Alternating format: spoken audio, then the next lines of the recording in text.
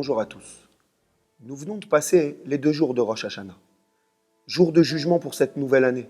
Jour véhiculant la vitalité à tous les détails de cette année. Telle la tête qui transmet vitalité à tous les membres du corps. Mais nous voilà avec un nouveau rendez-vous. Un rendez-vous d'une toute autre dimension. Certainement le jour le plus saint, le plus solennel de l'année, Yom Kippour. C'est aussi d'une certaine manière l'un des jours les plus heureux.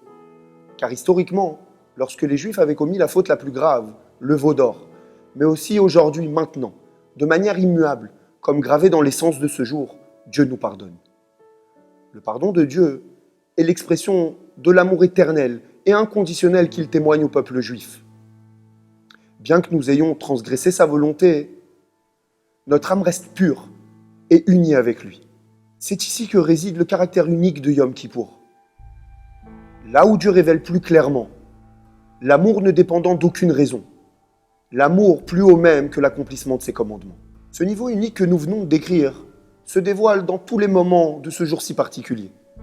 Mais il atteint son apogée, il devient presque palpable au moment de la 5e prière de Kippour, la Neila. Neila veut dire fermeture.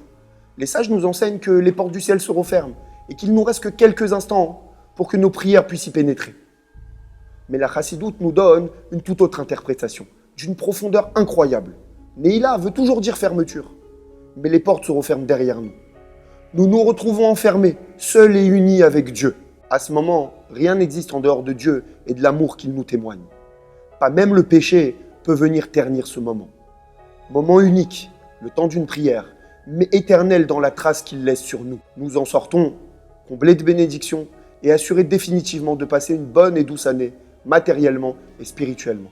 Au revoir à tous.